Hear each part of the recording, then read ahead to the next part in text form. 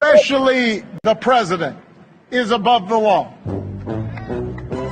No one. No one, especially the president, is above the law.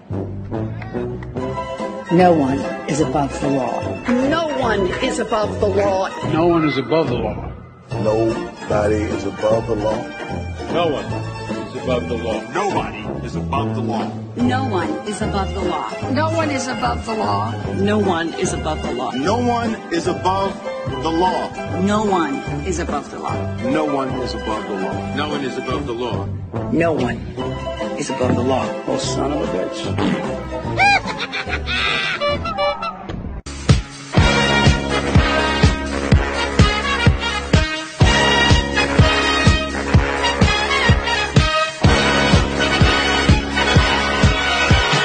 Young man, there's no need to feel down. I said, young man, pick yourself off the ground. I said, young man, 'cause you're in a new town. There's no need to be unhappy. Young man, there's a place you can go. I said, young man, when you're short on your dough, you can stay there. And I'm sure you will find many ways to have a good time. Good morning. Good morning. How can you not laugh at that? I'm Tabitha Hassell with Tabs on Tap. I hope you guys are all having a good day, better day than yesterday for me, that's for sure. How can you not laugh at that? Donald Trump posted that video. Isn't that funny? You know, nobody's above the law. Then you see at the end, of course, Obama being arrested and behind bars. Pretty darn funny, isn't it? I think that is a big message from Donald Trump to Barack Obama that, hey, man, you better watch yourself, right? I don't expect, part of me thinks it's a big distraction. Part of me is like, maybe we really are going to go after Barack Obama or Hillary Clinton or maybe all of them. But at the same time, I don't see that happening. As much as I would like to say it, I see it happening. I don't really see it happening. But we're going to talk about that here in a few minutes. Lots of other things to talk about to do today as well. Lots of catching up to do. I missed most of last week. As some of you know, my brother Eric was in the hospital. I still don't know exactly what happened. If you hear the gurgling behind me, that's the pipes, because we've had so much flooding and so much water in this area, the pipes are gurgling. So if you hear that bloop, bloop, bloop, bloop, that's what it is, because there's a sink not too far behind the camera there. Good morning, Dottie. Good morning, Tammy, Jerry Hoover. Hopefully you guys are having a good morning. I don't know what happened with my brother. This is how crazy things can get, is that, out of nowhere, it's like his legs started hurting, which was strange. He was having a hard time walking because his legs, were in so much pain. And then he started, not just generally not feeling well, but when my brother went to the hospital, it was because his legs hurt. He couldn't figure out why his legs were in so much pain. It was excruciating pain. And he went, they tested him. They said, oh, you might have a little bit of infection, here or there, nothing to do with his lungs or pneumonia. And his white blood cell count was high. They couldn't quite figure it out. They sent him home. 2 days later, he collapsed. I had to go, I rushed him to the emergency room, which thankfully wasn't too far away. Then all of a sudden they're like, your breathing doesn't sound quite right. I'm so frustrated with the medical system, as so many of us are these days. And my frustration with the medical system was, when he went to the emergency room the first time, his white blood cell count was really high. I mean, really high. Sometimes we think, oh, our white blood cell's high because it says high. But his was like off the chart high. It was really high. And they still sent him home without really understanding why. Sorry, I've got a chair in my way over here. Why it was so high. And then, of course, he had to turn around and go back. But what's interesting is that while we're sitting in the emergency room, they don't really have him on a lot of monitors, but he does have an oxygen monitor on his finger. Doesn't have an IV, nothing like that. Usually when you go to the ER, the first thing they do is throw an IV in your arm, right? They don't do that here, I guess in a rural area. But I was watching his oxygen saturation go down to like 80, 82, 83. And I'm like, that is so strange. I know a lot about that part of healthcare just from being a caretaker, for my stepfather having some lung issues of my own. I know all about saturation levels and things like that. And his heart rate, was sky high, and there was a lot of stuff going on. And thankfully, when the nurse came in, I'm like, why does his oxygen keep dropping so low? She's like, oh, it was 96 when I checked it. I'm like, well, it's not 96 now. I'm like, it's been between, 82, 83, pretty typical. She's like, oh, well, that's weird. Yeah, it's weird, lady. Check it out. So, and she was very nice, by the way. And she did check it. And she's like, yeah, his lungs don't sound right. So they took him to an x-ray. X-rays, you don't always see something. Took him to a CT. And then it turned out he had, not only did he have pneumonia, but he had this type of oh, I can't remember what they call it, some type of unusual pneumonia that not only affects like one lung or both lungs, but has spots of pneumonia all over the lungs.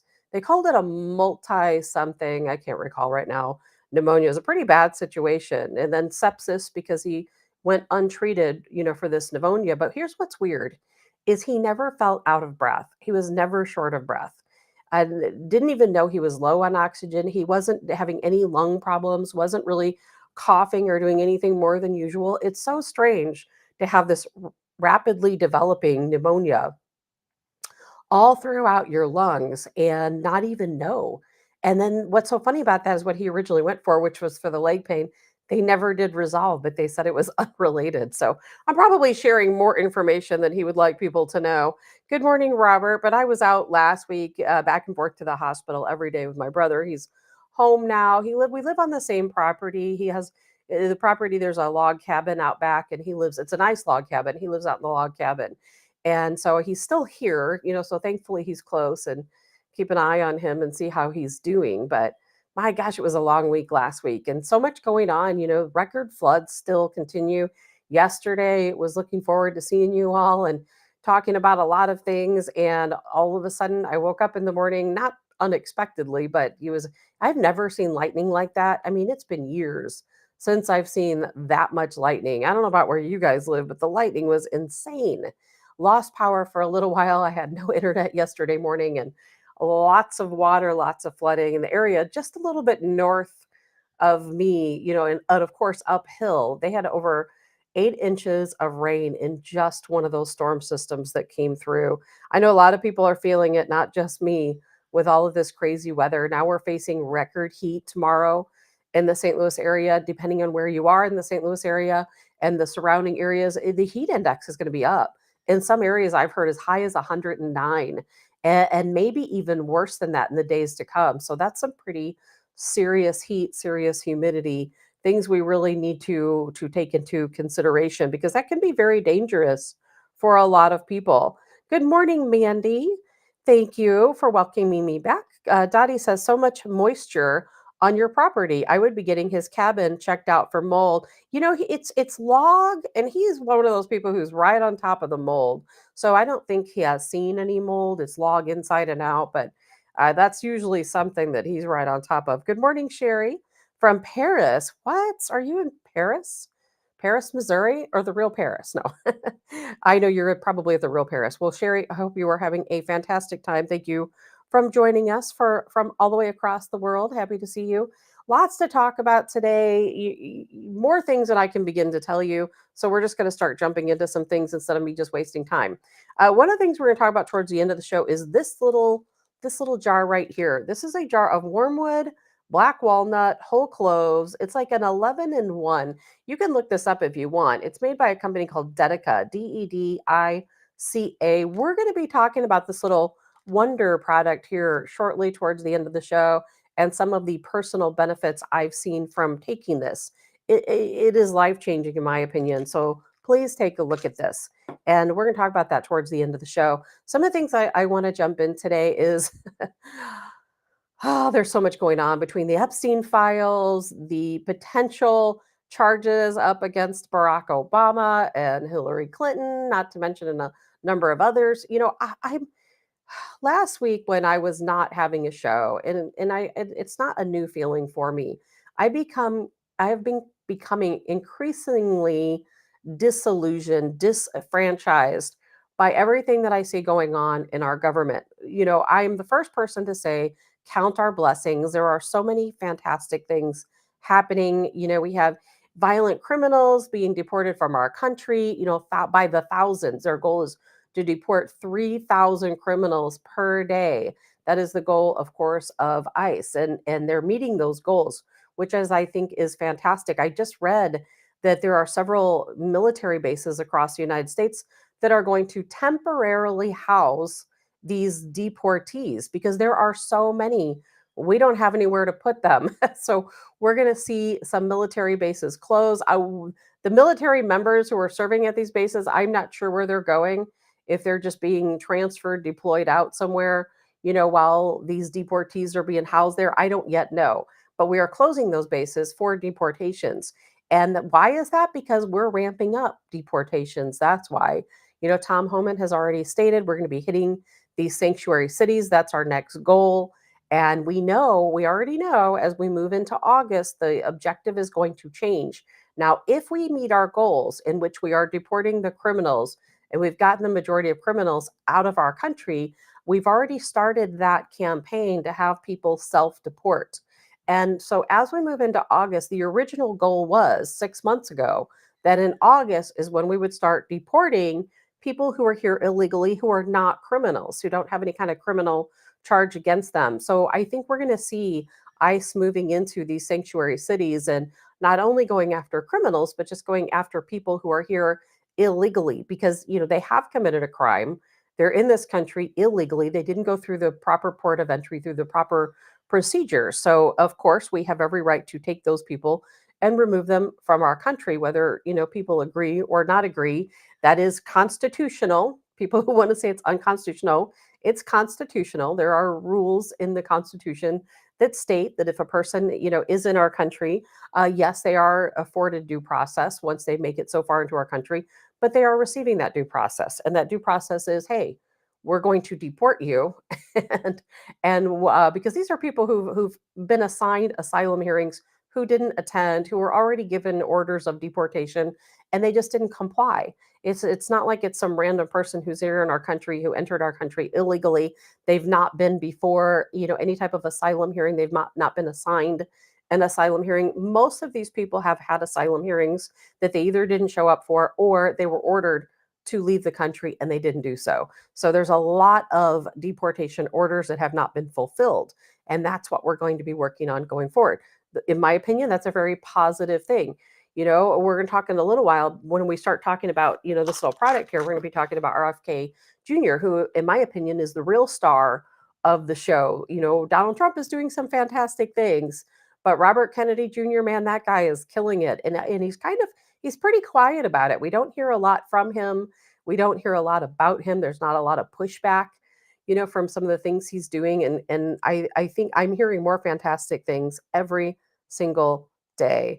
And good morning, Joe. I'm not sure if I said good morning to you already. Good morning, Karen. Hopefully you guys are having a good morning as well.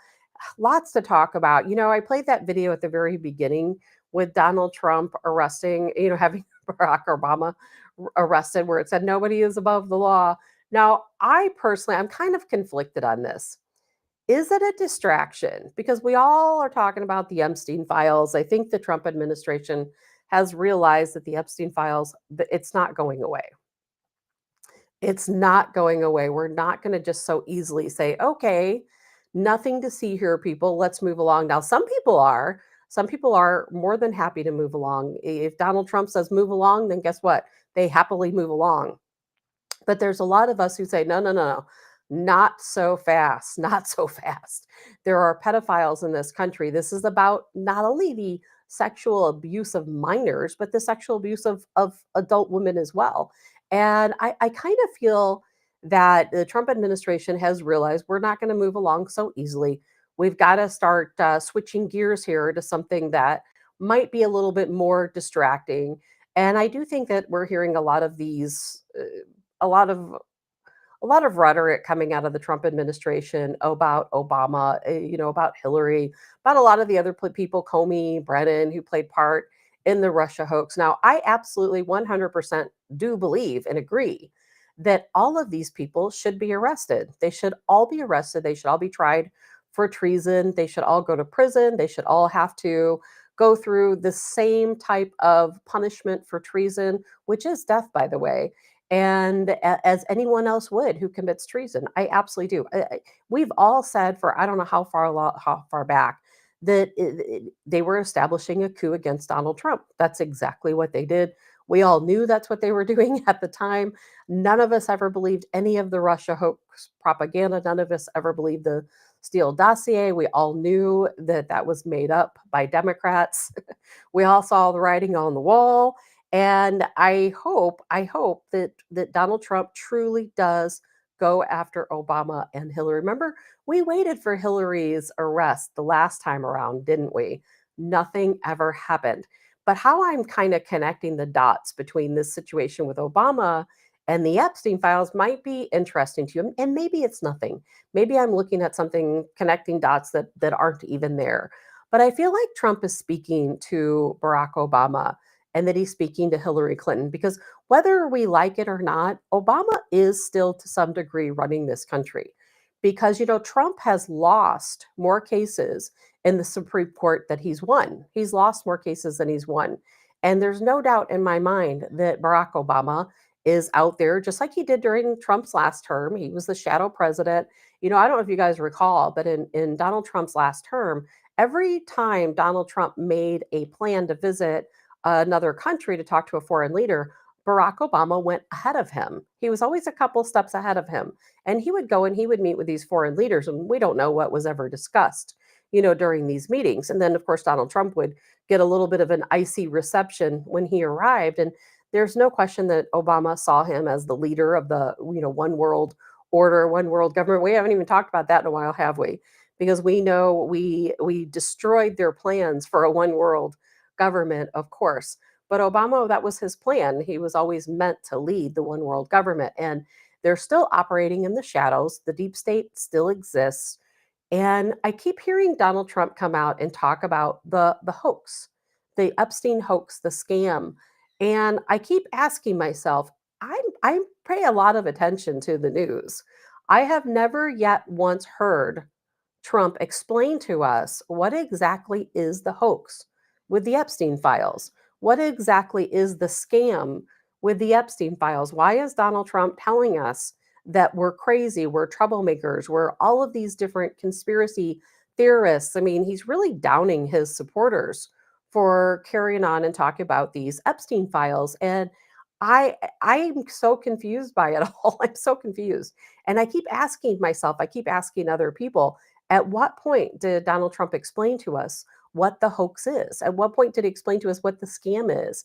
And I'm starting to kind of put the puzzle together, and I'm seeing that he's not talking to us, in my opinion. Donald Trump is very direct. If Donald Trump was talking to us, he would have explained to us what the scam is, what the hoax is, instead of just telling us. I feel like it's a parent telling your child, you can't go outside and play. And the child says, well, why not? And the parent says, because I told you so. I told you you can't go outside and play. It doesn't matter why. I told you you can't, and therefore you can't. So every time I hear Donald Trump say, okay, people, it is time to move on. Let's stop wasting our time focusing on this Epstein case because it's a hoax and a scam. He's not telling us why. He's that parent that, oh, you can't go outside and play because I told you so. And as we know, as children, that's a very frustrating thing to hear from your parents. As adults, it's a very frustrating thing to hear from your president when we know there's victims. We know that Epstein was convicted. We know that Maxwell was convicted. So if there's victims, then there's perpetrators, right? We all want to know who the list is. We talked about this last week. I don't think anyone expected the list, the Epstein list, to be a list that Epstein put together, that Epstein had a Excel file with all the names of the people that he trafficked children, or adult women to. I don't think any of us expected that. The list is something the FBI put together. So when they're gaslighting us, telling us there is no list, Epstein didn't keep a list. We never expected Epstein to keep a list, but we did expect the FBI to keep a list because, the FBI and the Department of Justice, they investigated these cases along with local law enforcement in New York and a lot of different areas. And they investigated these cases. They found enough allegations to charge and convict Epstein and Maxwell. So therefore, it doesn't take a rocket scientist to understand that the FBI would have put together a list of people that these children were trafficked to. That's the list we want. Why people are gaslighting us, I don't understand, but that's the list we're looking for. Good morning, Tim. Robert says treason, found guilty, bye bye. You got that right. Jay says, I see the right, engaging in lawfare. Yes, people need to be held accountable, but it's terribly slippery slope. Yes, it is. Jay says, Bondi says DOJ meeting Maxwell soon to discuss what she knows. Yes, we're going to talk about that, Jay. And the way I see things, I think Donald Trump is talking directly to Obama because Obama is running this country in the shadows. He's still keeping Donald Trump from doing what he needs to do, what he wants to do. Because Obama, maybe I'm giving Obama too much credit, but I don't think I am. The deep state is still controlling these judges. They're still blocking Trump's orders. It still continues to happen. There are a lot of things that Donald Trump has not been able to do because of these judges. And yes, it gets caught in this big circle of courts, but it's still ongoing. And again, losing more cases than he's won, unfortunately. I feel like Donald Trump is saying, this Epstein situation is a scam, it's a hoax, because guess what? He's in the Epstein files. He is. I know that he is. And we have proof now that Donald Trump was mentioned in the Epstein files on several occasions. And I don't think that he was ever, at least what I'm hearing, I don't think that Donald Trump was ever mentioned in the respect that anyone has evidence that he had any relationship with a minor or that he was involved in any type of sexual assault, other than the accusations we've already heard. But women are starting to kind of come out of the woodwork now, and they're coming on to CNN. I'm going to show you one of those interviews here in a minute. They're coming on to CNN, MSNBC, and they're telling their story. They're saying, hey, I was I gave my deposition years ago. I was part of the Epstein file, and I've waited all these years to tell my story about Donald Trump. And I'm going to show you that interview in a minute. It's nothing damning against Donald Trump by any means. And I can see, if that's the case, why Donald Trump is saying it's a scam, it's a hoax. Why they didn't use it against him earlier on, I think it's because the elites play a game. They all protect each other over different things. And I feel like when Donald Trump is calling out to Obama, he's saying, the Epstein files are a scam, they're a hoax. And then it continues that these news stations like CNN, MSNBC, who are clearly following orders from the deep state, are interviewing these women. And I really do think that Donald Trump is saying, hey, Obama, you control the deep state. You, Hillary Clinton, you're part of the deep state. You better watch out, because if you don't, we are going to come after you. You better stop dragging me through these Epstein files, or we're going to come after you. Now, this is just me saying this. This is just my speculation, what I'm going to say. But I think that some of the original reports we heard were true. Remember when we first started talking about the Epstein files being released? Donald Trump just took office. He was just inaugurated. One of the first things on our mind were, of course, the Epstein files, which was promised to us. We had Pam Bondi saying, oh, we're getting the files. We're going to release all this information, to the public. And then we talked about on the show, many times, we hear all these reports. Well, in New York City, they're deleting the files. General Flynn came on and said, oh, I've got word that people are deleting the files right now as we speak. I really do think that they were deleting the files. I think that's why Comey's daughter, was just fired from her job out there in the Southern District of New York City. I think that she knew what was going on.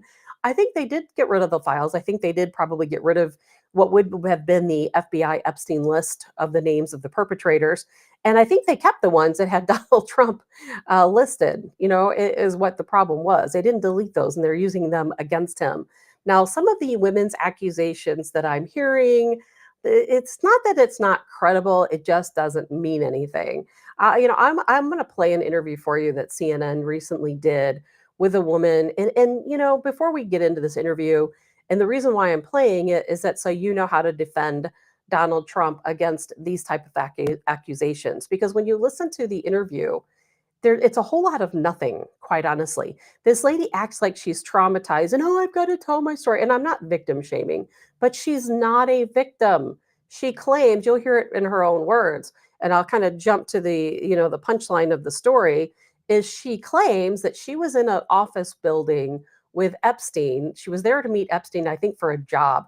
Now, why she was in jogging shorts and casual athletic wear, I don't know, coming in to meet him for a job. But, and she claims that Donald Trump was also there, and he was this big looming figure, and he stood over her and, with his height, and intimidated her. And so she made this ugly face at him so that he would back off. And then, of course, the punchline is that he said, oh, to Jeffrey Epstein, because Epstein came out of the room and said, oh, Trump, she's not here for you. Wink, wink. You're in this room over here. And to me, it seemed like a professional environment, not, some crazy sex club or something along those lines. And she claims she made this ugly face at Donald Trump, and Trump told Epstein, oh, I thought she was 16 years old. I think Trump was referring to her making stupid faces, not anything sexual in nature, but I'll let you see it for yourself. Jay says, nothing CNN runs is credible. Absolutely true. Robert says, GMO now called biofortified. Interesting, Robert. We will definitely talk about that. Dottie says, reverse psychology, ignore it, causes people to keep it in the forefront. And let's see, I've got to scroll up for a second to read somebody's comment here. Kimberly, good morning, Kimberly. Why are they going on the liberal ran media to give their story? Yeah, exactly. Exactly that. I'm going to play the interview here for you. And then after that, we've got a lot of other things to talk about today as well. I want to talk about Elon Musk's new Tesla diner, because I've never even heard of it, but it's a pretty interesting thing. So we're going to talk about that as well. But I'm going to show you this video, and I want to show you how silly this is. I think Donald Trump knows that they deleted most of the files, except for files that were about him, and that they're just waiting in the wings to hold that. And maybe it was that they weren't going to present these interviews or this testimony until they had to. I don't really know. We'll just have to judge for ourselves. But take a look at this. It's kind of long. I might skip through the first. I've waited 3 decades to be able to even be heard about this, because the government has not held any of the people I reported accountable. And so basically the night before I went in, before I began working for Epstein, he called me at very late in the evening and asked me to come up to the Helmsley Palace offices. And I didn't even have money for a subway token. It's kind of embarrassing. So I had to go running up there. And so I told Epstein, I'll be up there. It'll probably take me until like 9. He's like, okay. So I get there and I'm waiting. It's dark. Like there's no light on in the offices. And I thought that was really weird. So I'm seated against the wall in the main part of the offices and just waiting for Epstein. And he says, I'll be out in a minute, and he's got the door closed. And then a few minutes later, this man walks in a business suit, kind of tall, imposing. And I immediately was like, that's Donald Trump. What's he doing here? I'm supposed to be working for Epstein and interviewing with him. Why is Donald Trump here? And he walked up about, a few feet from me and just stood over me in a very imposing way and looked at me like he was in on some secret or something. It was really weird, like smirking kind of. And I felt threatened, so I made an ugly face. And when I made that ugly face, Epstein walked out from the offices on this side. Trump's standing here, I'm here. And he walks out of his office and he goes, oh, no. He was laughing at me. And he goes, she's not here for you. Follow me, right? And he escorts him in to this other room. And I always wondered, who was she in there? Was someone in there, right? And I have no way of knowing, nothing. But I felt very intimidated because I had on running shorts and I was vulnerable, sweaty, just a nobody in an office with these 2 men. That it felt very predatory and uncomfortable. I have to say that when I made that ugly face, he backed off. It wasn't like he was aggressive after that, but he made a really vulgar comment following. And I don't know if it was like, like locker room talk in the 90s, the way men were, but he made a joke to Epstein, oh, I thought she was 16. And I thought that was so strange because at the time my sister she was 15 actually. And I didn't think it was funny, even though it was just a little bit inappropriate. But I thought, I don't know what it was. But anyway, and then they entered that room. So Epstein says. Okay, so this is a whole bunch of nothing. It's a whole bunch of nothing. Okay, and thank you, Ting Ting, for chiming in. She says, okay, an accuser that had no money going to work for Epstein and meets Trump for a few seconds is now on CNN. That makes sense. Robert says CNN. So I wonder. This is the dumbest interview I think I have ever seen. And this lady says she waited 30 years to tell this story. I mean, seriously. When I saw this, I'm like, what in the world? CNN is grasping at straws to even post this interview. So let's backtrack, okay? Let's break this situation down. So this lady, who is, by the way, 25 years old, she's 25 years old. She doesn't even have what did she say? I don't remember, a token for the subway. So she runs, she's got athletic clothes on, going to a job interview, which is strangely inappropriate anyway. So she goes up to Epstein's building. Now, this is an office building. This isn't a house. It's not his townhouse. It's an office building. And she goes in and, ooh, Trump was looming over her. Well, I'm assuming she's sitting. Well, Trump is 6'3". I don't think he was looming over her in any harmful way. Obviously, Trump was there to meet somebody, probably also a job interview, something along those lines.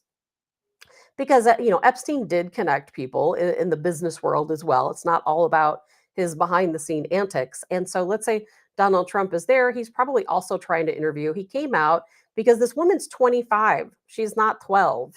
Doesn't probably look like a minor. And Donald Trump probably came up to her because he thought that was the person he's interviewing, not the person he's trying to hook up with. This is a business situation. And he looks at her because he thinks, she says, oh, it's a big secret. He knew a secret. I don't know. Yeah, that he's trying to interview somebody in the next room, and maybe you're the candidate he's trying to interview. And then she makes a funny face at him. Okay, now, what 25-year-old makes a face at someone? Seriously, you're there for a job interview. Who makes that ugly? And it was an ugly face, by the way. Who makes that ugly face at someone other than a child? So when Donald Trump made the statement to Epstein, oh, I thought she was 16. I'm sure it was because he was meaning, look at how immature this person is. That, here is a grown woman, 25 years old, who is making some smirky face at me because I'm standing here, because I thought, she was the person I'm getting ready to interview or meet with in a business capacity. And she's here in running shorts making ugly faces at me. Yeah, he probably was just making fun of her. Kathy says, absolute nonsense. If the Dems knew all this, why didn't they push for the release of these files years ago? Because they were all in those files too, Kathy, until they deleted them. They were all in the files too. And I have not yet seen anything in these files against Donald Trump that actually paints him as a predator. There were two women that years ago that said they were minors and that they got in a situation at the townhouse with Donald Trump, and he did, have some type of intimacy with them. But guess what? They both recanted their story down the road. One of them, it turned out, was a major drug addict who since, by the way, has passed away. Her friend recanted and said, we made it all up. We just needed money. So there are no credible stories against Donald Trump. That doesn't mean that Democrats won't try to use it against him. And since he's not telling us what the hoax and scam is, the only thing we can guess is that exactly that, that they deleted all the files of the real pedophiles, kept the files about Donald Trump, and therefore, which, by the way, if they had credible information against Donald Trump, they probably would have released it at some point instead of grasping at these straws. This woman said she waited 30 years to tell a story how Donald Trump in an office building thought he was going to meet with her and called her a 16-year-old after she made some ugly face at him. That's the most ridiculous interview I've ever seen in my lifetime. And it paints a picture about CNN that they are grasping at straws. They'll do anything they can to paint Donald Trump in a bad light. So I am starting to understand why he calls it a scam, why he calls it a hoax, because I think he got information to say that they deleted a lot of these files. They got rid of the perpetrator list. And now all they have is information against him, and they're trying to twist and turn it against him. Probably because a lot of people think that, he might run for another term, which some say he's legally able to do because Don Jr. is talking about possibly running, in 2028 as well. So, I'm sure they're going to come out with him because some people think, well, he's already president. Why didn't they come after him with this information a long time ago? Well, because they hadn't deleted the files yet. But, at the time that he was running, they hadn't yet deleted the files. They couldn't exactly go out, and talk about Trump and being listed in the files. And maybe that's why, when Elon Musk was so upset, that time with Donald Trump, he said, well, Donald Trump is in the files because he is in the files. It's okay to say that his name is mentioned in the files. He lived in New York City most of his life. He lived in Palm Beach most of his life, back and forth. Epstein traveled in the same circles. We already know they know each other. It does not mean that Donald Trump took advantage of or sexually abused or assaulted anyone. In fact, as the story goes, Donald Trump was in Palm Beach, of course, where Epstein also had a home. The Trump's Mar-a-Lago club was the only place in Palm Beach that allowed Jews to come in. And of course, Epstein, being a Jew, did come to Mar-a-Lago because it was the only place he could go. Because back then, there was still a lot of hatred and things that took place in some areas. That's how the story goes. And that Donald Trump fought very hard to allow Jews into Mar-a-Lago. Now, at some point, Donald Trump allegedly saw Epstein hitting on a 14-year-old, daughter of a friend, and he banned him from Mar-a-Lago. And he called his behavior disgusting. I don't believe for 1 second. I may not agree with everything Donald Trump is doing right now when it comes to Syria or funding weapons to Ukraine or telling us that, there is no Epstein information. I wish he'd elaborate a little bit more on some of these things. But there's not one particle of my being that believes that Donald Trump ever had any type of intimate relationship with a minor or ever assaulted anyone at all. In fact, I think as soon as he realized what Jeffrey Epstein was really about, he stayed far, far away from him. And CNN grasping at straws. And I really do think that there's a lot of warnings out there to Barack Obama. I think that's what all this, arrest is about. That, hey, Donald Trump is fighting back. As a matter of fact, I'm going to play this for you because I think this is, to me, this is one of the best statements I've seen coming from Donald Trump in a really long time. And I think that what we see here is absolutely, absolutely how he feels, absolutely what's going on in the background, and absolutely why he is truly going after the deep state this time. Yes, I was the hunted, and now I'm the hunter. It's a big difference. Big difference. Big difference, right? Going from the hunted to the hunter. And that's exactly what he's doing. I think he has finally said enough. Enough. I went easy on you people on my last term. Not going to happen this time. Knock it off or else. I really think that's a very big warning from Donald Trump to the folks in the deep state. Of course, there's so many people in the deep state, of course, being a Barack Obama at the head, Hillary Clinton, Comey, Brennan. He's going after all these people, Schiff, and the Schiff family. If you look at the Adam Schiff history, I'm not going to get into that right now. We don't have time for an Adam Schiff history lesson. His family goes way back to the very beginning with the Rothschilds and the Bilderbergs and all of these other names that you've been hearing, for most of your lives. So there's a lot going on in the deep state. Donald Trump has finally said, I have had enough. I see that you tried to assassinate me on a number of occasions. I see that you deleted all of these files against these perpetrators in these Epstein case and are trying to frame me. I see that, you tried to frame me with this Russia hoax, which was a coup, by the way, a coup against the presidency. And we all saw it for that, back then, but it's great to see it come to fruition now. I really hope that Donald Trump goes after Barack Obama, Hillary Clinton, Comey, Brennan, Schiff, anyone that was involved in this Russiagate hoax. I hope he goes after every single one of them because it is about time that people in this country learned a lesson that we don't play these political games. We don't play political games. We are about us, the American people, not about those folks, not about the deep state. Draining the swamp was a real thing. Unfortunately, we just didn't drain it far enough. And I do think when in Donald Trump's last term, like I just said a minute ago, elites protect elites. I really do think that. And by elite, I don't mean, I know a lot of very wealthy people, very, very wealthy people, actually. And I don't consider them the elites, because by elite, what I mean is the people who are running the shadow government.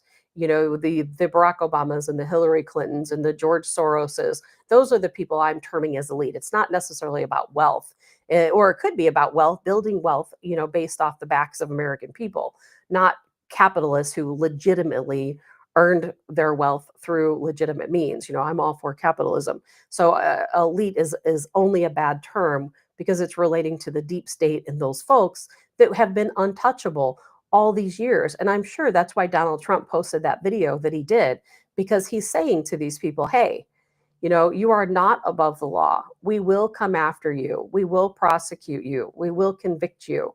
And you will be sitting in prison convicted of treason. I don't know that he's willing to go that far. I think he's really trying to give them a message to, hey, back off, back off. I've had enough. I'm done with you. Back off. So we'll see how far that goes. Abe says, exactly. A whole lot of nothing with that interview. You got that right. And Jay says, can you say cha-ching? It's all about money, isn't it, Jay? People just looking for a payout. That's what that is.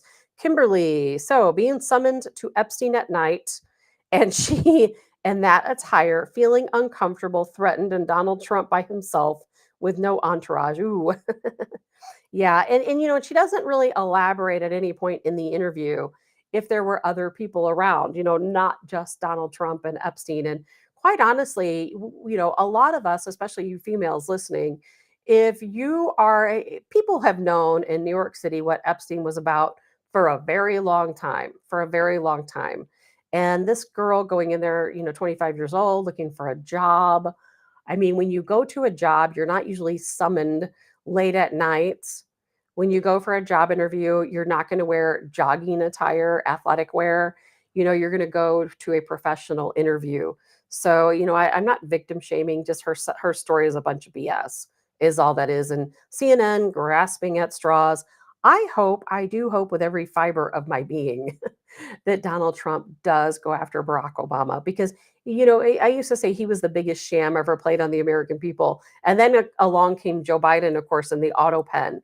So, I don't like everything that Donald Trump is doing. I absolutely am against giving any money to Ukraine, any weapons to Ukraine, even if the taxpayer is not paying them. In the long run, you're still paying for it. I'm 100% against that. I am 100% against removing the terrorism list, removing Syria from the terrorism list, now that Al Qaeda has literally taken over. There's a lot of things that have happened that I just don't like, but far more good than bad. And, and the reason why I keep talking about the Epstein case is A, because there are victims, and B, because I cannot figure out why, or couldn't figure out why Donald Trump was calling it a scam and a hoax, but I'm starting to figure it out now. Starting to figure it out. I really do think they deleted all the files that were related to people like Prince Andrew. They dropped the investigation against Prince Andrew, and he's one of the more public figures that has been known to have been to Epstein Island, and somebody who was accused by a lot of different young women about having a relationship with Prince Andrew. And we know he was admonished greatly in his own country by his own family. But the investigation against him and others was dropped because I really think the evidence is gone. They deleted the evidence, they deleted those files, and the only ones they kept were the ones they can use as leverage against people like Donald Trump. And I think that's why Trump is saying this is a hoax, it's a scam, because he has finally found out what has happened. And as Jay said earlier, and they're going to be talking to Ghislaine Maxwell. In case, actually, I have all of that right here, because I was planning on talking about it anyway. But President Trump, he's told Pam Bondi to release the files. If you can get a hold of these files, release them. If we can talk to Ghislaine Maxwell and she has information, he said, about anyone that's committed crimes against victims, and we'll listen to what they have to say. The FBI, the DOJ, we'll listen to it. Now, of course, Maxwell's probably not going to be too forthcoming. And there's a lot of back and forth that It's hard to know these days. I feel like it's more difficult now to know the truth than it was under Biden, to no fault of Donald Trump, of course. But there's just a lot of news coming out from so many different sources that it's kind of hard to track down. And a lot of people were talking about Maxwell wanting to go in front of Congress, Maxwell wanting to share her story. And then the people who are closest to Maxwell, including her attorney, said that was never true, that she never wanted to talk to Congress, that she never talked to any representative from the government about testifying in front of Congress, and it just was not true. Now, since that time, they said, oh, well, maybe she will, maybe she will talk. And if she does talk, what is she going to say? Probably nothing, because she's on appeal. So she's not going to say, oh, yeah, I took part. These are victims and these are the perpetrators, because she's on appeal.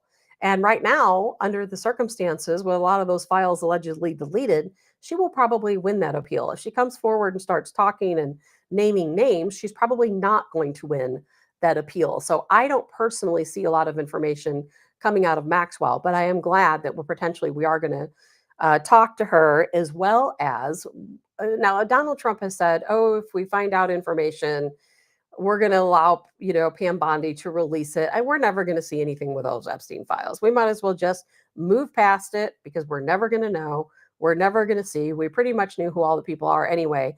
And we're just going to have to live with the fact that nothing's ever going to come out of it. There's going to be no prosecutions. If they deleted the files, they deleted the names that the FBI had accumulated, there's going to be absolutely nothing to see. And it's frustrating, and it really bothers me a lot, but there's nothing we can do about it. And I was kind of upset there for a while. I was blaming Donald Trump on not releasing those files, and I've kind of backtracked on that. And I'm like, okay, it's probably just true that Democrats deleted the files. We thought they did in the beginning, and I'm guessing that they really did. So we'll see. We'll see how things unfold. I know right now the pressure is on Barack Obama, Hillary Clinton, and so on. Comey, of course, and Brennan. I think that it's all a lot of talk, a lot of smoke and mirrors. Let's go after. I have a hard time believing there will ever be charges filed, because these people are really good at covering their tracks, aren't they? They're very good at covering their tracks. And I think Donald Trump is more or less saying, hey, I was the hunted. Now I'm the hunter. So you better watch out. And I think what he's trying to do is he's trying to get people like Barack Obama to step back, stay out of his presidency, let him do what he needs to do if you want to avoid being dragged into court or potentially end up behind bars. So as much as I would love to see Obama arrested for treason, Hillary Clinton arrested for treason, I don't expect it to ever happen, and I hope I'm wrong. I really hope I'm wrong, but I don't expect it to happen. And sorry, I got to scroll back down through the comments. My thing's not keeping up today for some reason. And good morning, Rob. And let's see here. Jay says, from the news organization that would run a story about Trump cutting off the mattress tag. Exactly. And Kathy says, not to mention, Trump owned the Miss America pageant or some sort of pageant. Why haven't any of those girls ever accused Trump of any wrongdoing? A couple of them have, but it wasn't anything such as a sexual assault or anything along those lines. It was, oh, he looked at me in a bad way, or he used language around me that I didn't like. I haven't seen anything else come out of the Miss America pageant. And, oh, he came into the locker room while we were changing, stuff like that. Nothing too crazy. Ting Ting. Oh, saying good morning to Rob. And, good morning, Elizabeth. Ting Ting says, I think President Trump should be able to run a third term because everyone kept him from doing the job in the first term. Right. I couldn't agree more. Kathy says Musk made that statement deliberately to hurt Trump. Well, he absolutely did. He apologized later. But Kathy, you're right. Elon Musk absolutely did make that statement to hurt Donald Trump. And Pam, I froze on Facebook. Not surprising, considering what we're talking about. Not surprising at all. Ting Ting, totally alpha male. Jay, all 50 who signed the laptop fake letter should be prosecuted as well. You got that right. All members of that 17 intelligence agency chiefs that gave that report about Russia should all be arrested, should all face charges, because they were all part of the same plan. Robert, always on my mind, deep state equals selected, not elected. You got that right. And that really hasn't changed much. And until we ban Sharia law, it's going to be the same way. We're going to talk more tomorrow about banning Sharia law, by the way. Ting ting. I don't understand why Democrats think that calling Americans Nazis would be a good thing. We may think different, but we are all Americans, unless you're an illegal alien or a flag burner. I think that that's just calling us what they really are, Nazis. I mean, we're the furthest from fascists, furthest from Nazis. They're the true fascists, of course, because most of us, being conservatives, or what I call myself anyway, a middle of the road. I'm not a Republican, definitely not a Democrat, not even truly an independent. There is no current party that represents me and how I feel. And but one thing that I am all 100% for is freedom. So clearly, I'm not a fascist or a Nazi because I want freedom for everyone except for Sharia law. No freedom for Sharia law needs to be banned in our country. And until Sharia law is banned, we face a growing and unsurmountable danger in this country that we will be talking about tomorrow. Jay says it would be high risk for Maxwell to talk. Maxwell's not going to talk. Now if she lost her appeal and she had nothing else to lose, she probably would at that point. But I don't expect much more to come out of the Epstein case, other than these interviews we're going to hear about Donald Trump, because that's probably all that's left in the Epstein files is information about Donald Trump, because they deleted everything else. And if this interview that CNN did is the worst that they have, yeah, come on now, CNN grasping at straws. It's insane. And if that girl who did that interview, I don't know her name, but she should be ashamed of herself. She needs to seek psychiatric treatment. And again, I'm not victim shaming, but this is a situation where no one touched her. No one touched her. She's in an office building, 25 years old, making ugly faces at Donald Trump because he was looming over her. Okay, well, she's sitting down and he's standing up. He's 6'3". He wasn't looming over her. He thought he was there to meet her for a business meeting, not anything else. And Tammy says, should one be only one law, the U.S. law? The U.S. way. You got that right. We have got to ban Sharia law. If there's anything we all need to come together for, it is absolutely banning Sharia law. There's no place in our country for Sharia law. And if you look around, take a good look. There's a lot of people winning elections in this country, not only bigger elections for some very serious positions, but school boards, city council, etc., who are people who practice Sharia law. It's happening here in the country. We're allowing it to happen, and it's not talked about enough. And we're going to talk about that a little bit more tomorrow as we see more socialist Muslim candidates who, and I'm not against Muslims, I am against socialists, and I am against Sharia law. So if you're a Muslim that practices Sharia law and practices socialism, then yes, you are the enemy of our country. And Kimberly says, CNN trying to keep their head above water. That's exactly right, Kimberly. Just making stuff up. But I'll tell you the biggest, again, the reason why I'm talking about this, it was like the biggest, most perplexing thing for me was wondering why Donald Trump kept calling the Epstein case a hoax and a scam. It is because they deleted, in my opinion, everything there was. There is no list because they deleted the list. And it wasn't a list Epstein made. It was a list the FBI made that was against the various perpetrators. I would like to see Trump handle it a little bit better, quite honestly. But you know what? That's Trump's style, and we've got to appreciate him for who he is. Kathy says, take a look at the Minneapolis candidate for mayor. Kathy, we are definitely going to do that. We're going to be taking a look at that tomorrow for sure. One of the things I want to talk about really quick, I know I've talked so much about this that I've run out of time almost, but there's other things I want to talk about too.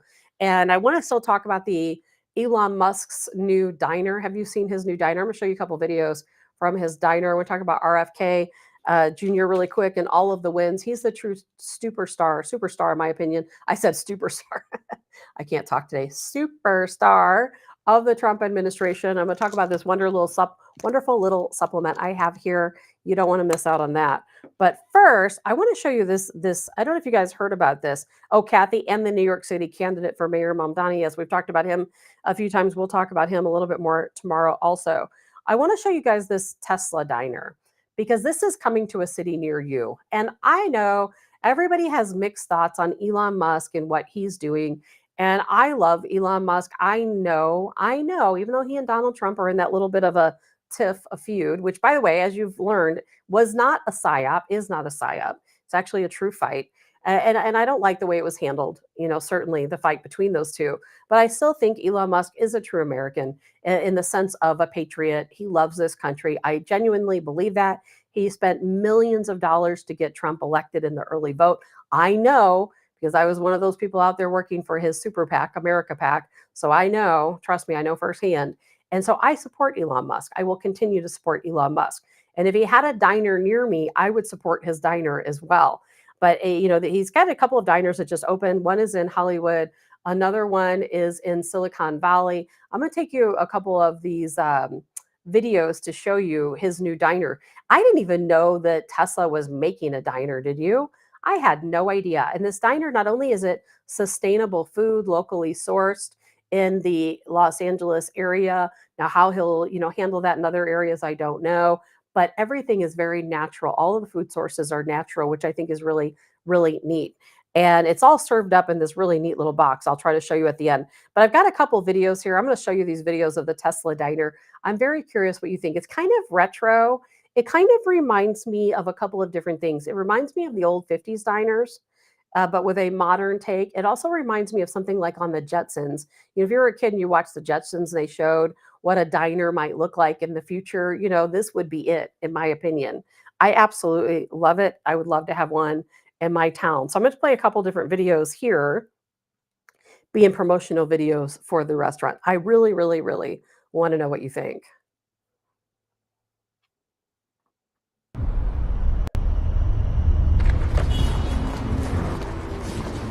When I look into your eyes, I see a love that never dies. Every moment, every day, I know you'll never.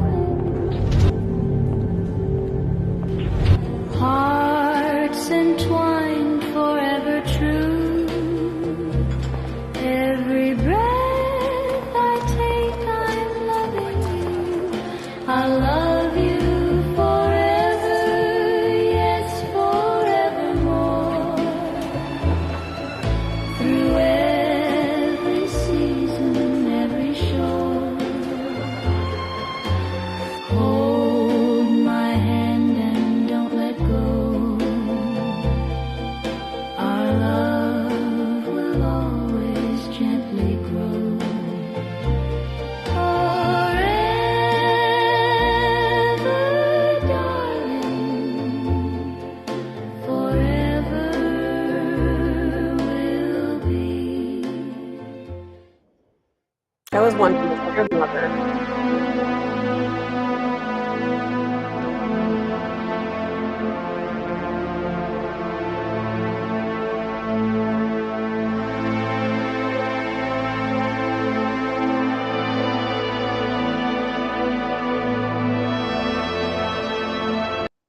I love the way that looks. Here's some kids getting some popcorn. I have a Tesla robot, which I think is fantastic.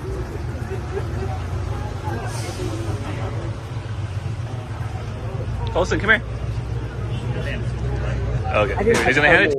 Now here's a photo when you order food at the Tesla diner. This is how they bring it out to you. There's this little cup.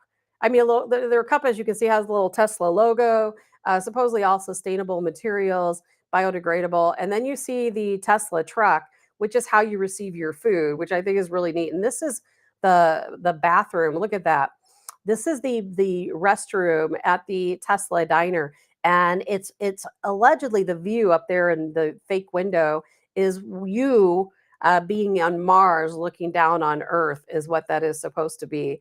And Jay says, looks like a $9 cup of coffee place.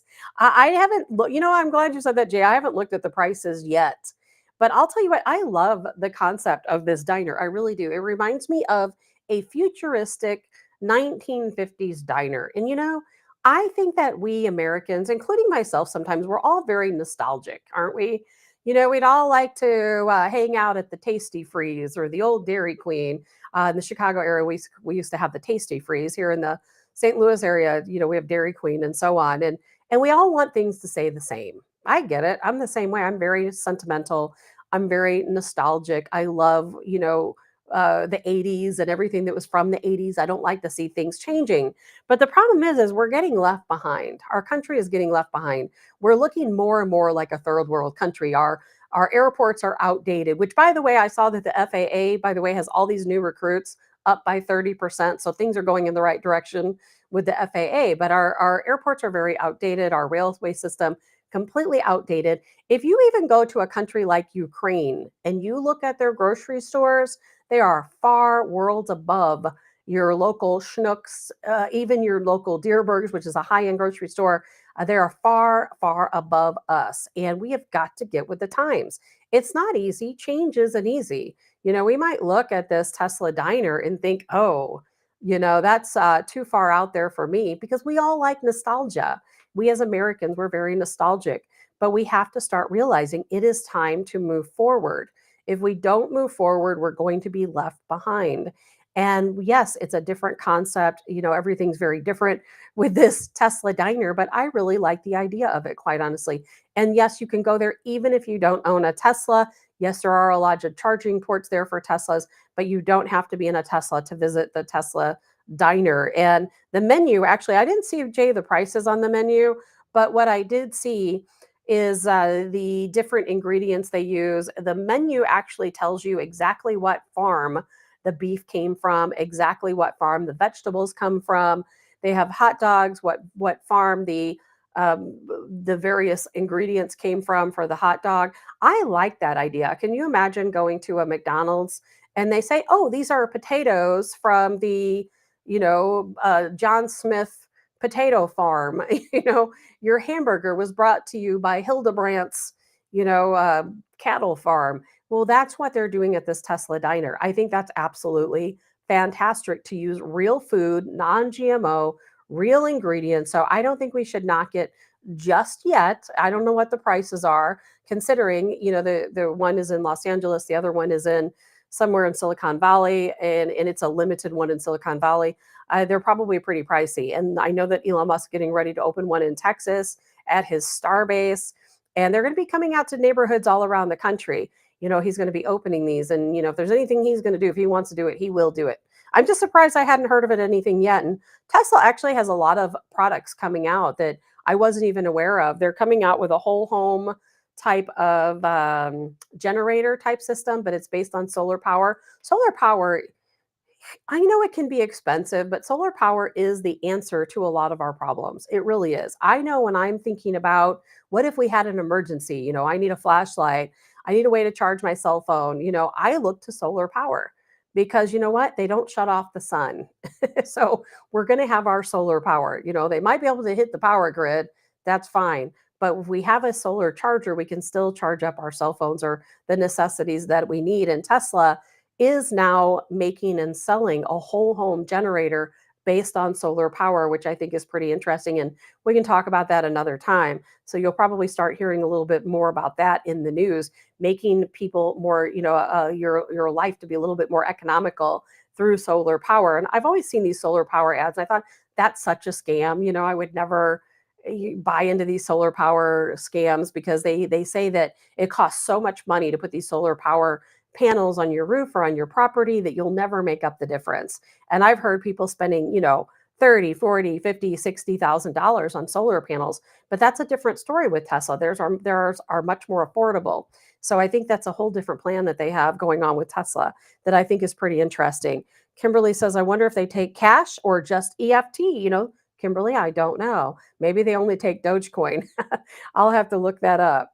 And Lori says 16 billion this month. Solar was the best decision we made. Really, Lori, I would love to hear more about that because I've heard so many people say that solar was so incredibly expensive for them to install solar power and the solar panels and that they would never ever reap those benefits. So if you have a success story with solar power, I would certainly love to hear it. And gosh, Lori, $16 bill this month. Does hopefully that offsets? I don't know what you paid up front for your solar power, so that's what I'd be curious to know. Jay says it's still ridiculously expensive. Another company already makes solar panel generators. Yes, they do. We're going to be looking more into solar power. I think it's the way to go, the way of the future. We got to start thinking about the way of the future, letting go of the past. We have no choice. No choice. One of these days, that's going to be the dollar. It's hard to believe, but one of these days, we're going to have to let go of the US dollar. I don't want to. Cash is still king, in my opinion, but I think that's some way down the road going to switch over to Ethereum. And I keep buying Ethereum. I think everyone should. Not a financial expert, not trying to tell you what to do, but Ethereum continues to grow. Lori says 15,000, but we had a bunch of rebates. You know, Lori, 15,000 actually to me isn't that bad. That's a lot less than buying a vehicle that might last, a few years. And if you have solar power that'll look and last and take your monthly bill. I have my power bill at my house, which is for just electricity, can run, it was $2,600 one month. 1 month of electricity at my house was $2,600. I mean, if I could pay $15,000 and have some solar panels installed and my power bill was only $16, I'd be pretty darn happy. Pretty darn happy. Jay says, I looked into what was quoted 25,000 for a basic setup. And that's, Jay, not even that bad. And then you'd probably get rebates, I would think, on top of that 25,000. So we're going to talk a little bit more about solar power, something I'm thinking about looking into with this new Tesla solar system. I'll keep you guys informed. But before we head out, I want to talk a little bit about RFK Jr., some of the great things, accomplishments he's doing. I want to talk about this little supplement that I've been taking. Health should be at the forefront of every conversation these days. And we're finally at a pivotal point in this country where we can talk about health very openly. We don't have to worry anymore about being censored, or at least as censored as what we once were. And, Robert Kennedy Jr. to me is kind of been on the back burner as far as the media. The media doesn't really talk about him that much, but he's been on the very forefront when it comes to revolutionizing really our food industry. He has had so many wins, so many wins. Kathy says, until they dim the sun more than they already are doing so. Kathy, I was thinking that in the back of my head when I was talking about solar power. I'm like, well, they could just shut the sun off.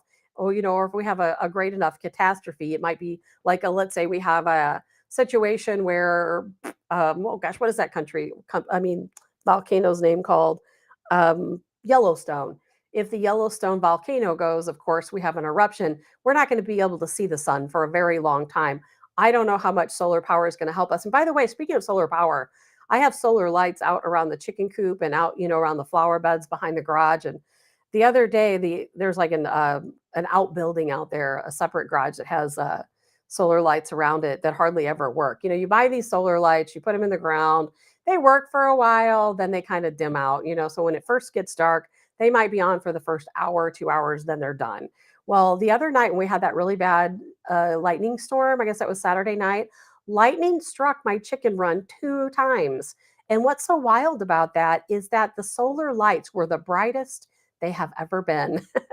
I don't know what happened with that electric strike, but they were so bright. I think just that bright flash was just enough to power them up. And they were super bright, the brightest I've ever seen them, for about an hour. And then, of course, they dimmed and went off. But they've come on a little bit more each night since then. So something happened. The chickens, are fine, thank God. But yeah, they could dim the sun, then everything changes. But I want to go back to Robert Kennedy Jr. Every day I'm hearing something fantastic he's done, between tackling vaccines and the harmful ingredients in vaccines, to making sure that we get rid of these vaccine mandates, to taking chemicals, preservatives, dyes out of our food. Every day I'm reading of another country. I don't know why I keep saying country. I've got countries on my mind today. Another company that has removing dyes from their products. We've been poisoning ourselves for a very long time, by eating a lot of the foods at the grocery stores, a lot of the chemicals, a lot of the additives, a lot of the food dyes. And to me, Robert Kennedy Jr., he is a miracle worker. I just saw a billboard yesterday about Steak and Shake using tallow, and all of these different fast food restaurants now turning to use tallow for their French fries. What a fantastic thing that is. Let's get rid of all the seed oils. How about that? That is a very important step in the health and our well-being. There are days when I wake up and I come on the show and I'm like, I'm so tired of talking about politics. I feel like there's no win in politics to some degree. We're always disillusioned, disenfranchised, with something that's going on, even amongst all the great things that are happening right now. There's still sometimes we feel like it's still a uniparty. We still sometimes feel like Congress isn't speaking up for us. And I'm like, but we're winning so many battles on the health front. I am so happy to see these dyes being removed, particularly for children, being removed from children's drinks, children's cereals. We've got to start with the kids, especially when you see all these reports that a lot of these food dyes, preservatives, additives, chemicals, they're causing children to have these hyperactivity disorders. We know that a lot of these vaccines are linked, even though they deny it, are linked to a lot of different types of diseases, a lot of deformities in children, as well as, of course, autism and so on. A lot of people want to deny that's happening, but we have Robert Kennedy Jr. telling us the truth. I wish more people paid attention to the truth. There's a lot of days I would like to come on the show and talk about health and the food dyes and all the great things that are happening for this country when it comes to the poison that we've been ingesting. And I myself, I feel like I've kind of been a victim of a self victim to some of those poisons. And a lot of you kind of know about my health journey that I've been on, how back in October, when I was out on the campaign trail for Donald Trump and Elon Musk, that I was having a hard time breathing. I come back, to make the story short, had some lung nodules, what they call mediastinal lymphadenopathy, if I can get that out correctly. I had my right paratracheal lymph node was, when they finally went in to do the biopsy, it was completely, what is the word for it? Necrotic. And it was very painful. And since that time, I had the biopsy, which in the end was inconclusive. They don't know if it's lung cancer or lymphoma or some other type of crazy infection. I'm going back on August 4th for another test. But what's interesting is that since that time, I have had so many health issues because of that. I have had nothing but pain, seriously, from here all the way to here. This entire area through here along my trachea, which is where that right paratracheal lymph node is that was necrotic. 2 weeks ago, just 2 weeks ago, this area here of my neck was swollen up at different times.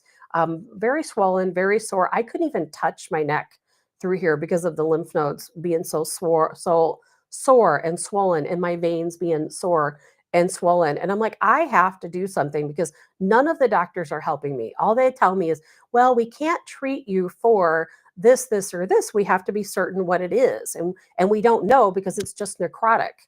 We don't know what it is because when something's necrotic, there's no good material to test. So I just have to keep going back and getting these scans. And I was having the most excruciating chest pain that you can possibly imagine. Every day I thought, man, I'm going to have a heart attack today. And my doctor ordered a heart PET scan to see if whatever's going on in my chest has spread to my heart. And so I'm still waiting, by the way, for that PET scan. Well, in the meantime, I'm like, you know what? I've got to take it into my own hands. I cannot continue to wait for doctors to prescribe chemicals to me or to treat me with things that I wouldn't want to be treated with anyway, or to say, okay, another CT scan, another PET scan. Let's put some more radiation into your body. How about that? And thank you, Kathy. Necrotic is the correct word. And not neurotic, necrotic, which means that my lymph node was in such a state of infection. It was completely necrotic. And the doctor said when he went into my lymph node was nothing but infection. There was nothing else there. And so what I started doing, I was researching products, and I've talked about a little bit about this before, not the specific product. And I was trying to find a product that had sweet wormwood, that had black walnut hull, and that had cloves, because I had read that those three ingredients will not only eliminate, parasites from your body, which I do believe a lot of the ailments that afflict us are absolutely parasitic. I really do believe that. And so I was trying to find a product that attacked not only parasitic involvement, but also a product that people who said that they had cancer or other, serious illnesses, that they took these different products and were, I don't want to say the cure word, getting a lot of trouble for saying that, but that took these different products and were no longer having symptoms. There were people who had stage 3 and 4 cancers who took these three ingredients and all of a sudden had a pretty miraculous recovery. So through my research, this is what I came up with. Most of the people that I read said they took a combination of sweet wormwood, black walnut hull. Some people disagree on green or black walnut whole cloves. Now, this particular supplement, it's by a company called Dedica, Dedica. You can find this online. It actually has 11 different ingredients in it. Besides that, it has black walnut, whole cloves. It also has berberine, apple pectin, ginger, fennel, turmeric, peppermint. I believe it's cayenne pepper, black pepper. It's got a lot of different things in it, but the primary ingredients are the wormwood, the black walnut, and the whole cloves. And I kid you not, I am not a medical expert. So you just have to take it for what it's worth. I started taking, you can take up to 2 of these a day. And I'm not selling these. I'm not selling them. I have no link to give you. You can just look it up. And it doesn't have to be this particular brand. It can be any brand that's walnut, black walnut, whole cloves. And preferably, you source your own black walnut, your own. As a matter of fact, black walnuts are falling from my trees right now. You source your own wormwood, you source your own cloves. Those are things we can all come across pretty, pretty well just individually without having to take a supplement. I started taking 1 of these a day because I was kind of scared to take 2. Then I started taking 2 a day when I realized I had 0 side effects from it. And then guess what? Guess what? After taking these for 3 weeks, all of my pain is gone. Now, I don't know if that means it cleared up my situation. If my situation cleared up on its own, I won't know until August the 4th when I go in for what they call my super D CT scan. We'll see, and then go back and talk about more biopsies. But I'll tell you what, the pain I was having is gone. The swelling I had in my neck is gone. It's all gone. I haven't taken anything else. I'm not on any type of prescription medication because they don't want to treat me for something that they don't know. Is it cancer? Well, we don't want to treat you for cancer till we know. Is it lymphoma? We don't want to treat you for lymphoma until we know. But if everything's necrotic, we don't get a good enough sample to know what it is, that's causing you all these problems. I kid you not. I kid you not. This stuff, I have no pain. I don't know if it's because of this or it's just a miracle of God. If it ran its course, I don't know. But what I do know is it was to the point every single day where I struggled. I had a hard time doing the show, as some of you know. I was so short of breath. I was having a hard time breathing. I had to end the show a couple times because I kept coughing. I haven't coughed at all. As a matter of fact, I can't remember the last time I coughed, thinking about it right now. And I have no more pain. I don't feel like I'm going to have a heart attack every single day. It was getting so bad to where my chest pain was so excruciating that I couldn't sleep at night. My chest hurt so bad. It's so I don't even like talking about this stuff. I kind of feel like I'm on an infomercial right now trying to sell a product, and I'm not, because it's not about this product. It's about the ingredients, the wormwood, the black walnut, the whole cloves. I agree with all of the people who have said that this has worked for them. I really do. And I'm going to continue taking it. I hope when I go for my scan on August 4th that they say, you know what? I don't know what you're doing, but whatever it is, it's working. Because I can't begin to tell you, I was desperate. I really was. I was desperate. When you go to sleep at night and you feel your heart, by the way, my heart, it's not that I was just having the pain, but I was having all of these erratic heart rhythms as well, which is also gone. Not having those erratic heart rhythms anymore. And I was really worried. I don't know if you know what a wide QRS complex was, but I was having SVT. I was having something called ICVD or something. I don't even know what that is. And so I went into my doctor, my cardiologist, and got an EKG. And these were some of the things that were coming back. And I had a wide QRX complex, which can be, very dangerous if it's sustained. I was having ventricular tachycardia, which is a very dangerous also heart rhythm. Haven't had it since I started taking this stuff. As crazy as that sounds, I might be crazy. I really might be. I don't know. It may have nothing to do with this. It might have just been that whatever it was ran its course. But I'm telling you, when I started taking this stuff, no more problems. And if you knew how I was feeling when all this was happening, every night going to bed thinking, am I going to wake up the next morning? I kid you not. I was starting to get my stuff together, writing down my passwords, thinking something is going to happen to me, because there's no way a person's chest can hurt this bad. And it was hurting in my chest, up my neck, down my arms. My arms were numb. My fingers were tingling. And I'm like, I'm not going to survive whatever this is that's going on. I don't know what happened, but it's gone. I feel perfectly fine. Haven't had even the teensiest tinge of chest pain at all. I check my heart rhythm. I have an EKG machine. I check it here at home, pretty often. Perfectly fine. Not having any issues or weird rhythms, nothing. I can't say that it's because of this, but I'm telling you, something's going on. And Kathy says, strange that you and your brother are having lung issues. Scary. True, Kathy. But when mine developed, I was actually in Georgia, for 42 days. So I don't think it's related, but you never know. And am I on an antibiotic? No. And Kathy, can you link the product? I can, but I don't want you to think it's about this product. If you look at any product with wormwood, black walnut, whole cloves, any product, there's a bazillion of them out there. You can take them individually, you can take them in one product. But, and Tammy says, what about taking ivermectin? I was taking ivermectin for a really long time. Oh, hold up the container, Kathy says. Here, I'm going to try to put it up. If you can see it up here in the screen. And I was taking ivermectin. I took the fenben or whatever you call it, and it really didn't seem like it was making any difference to me. I don't think my problem is parasitic. Personally, I don't think that's what's going on with me. But I do think that whatever is going on with me is something that is very affected, by these three ingredients.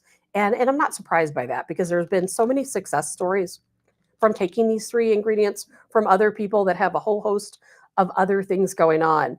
Now, when I first had my biopsy done and they said that I had the necrosis, it's called mediastinal again, lymphadenopathy, something like that. And when they went in and took the biopsy, they weren't able to reach the nodules in my lungs. So I don't know what material was in there. They don't know. And one of the samples they did try to take turned out it was contaminated. So that didn't show up to be anything.